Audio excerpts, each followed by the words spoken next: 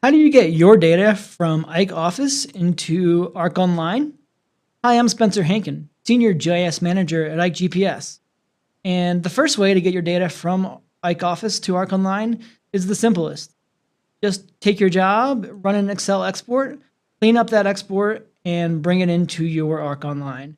It's simple, it's quick, it works great if you're doing a single job, but if you're doing more than just a handful of jobs, you might want to use a different option. Next, we have our FME server.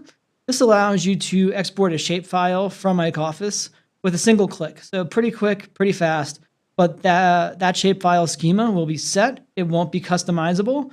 So it's great if you just need a really simple shapefile really fast.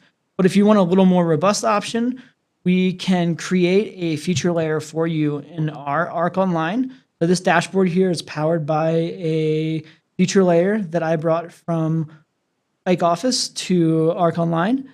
So if we could create a dashboard for you like this and then share that feature layer directly into your Arc Online organization. You can customize that feature layer and put multiple jobs in there. So it's pretty robust, but will have to work with us and we'll share that into your organization with you.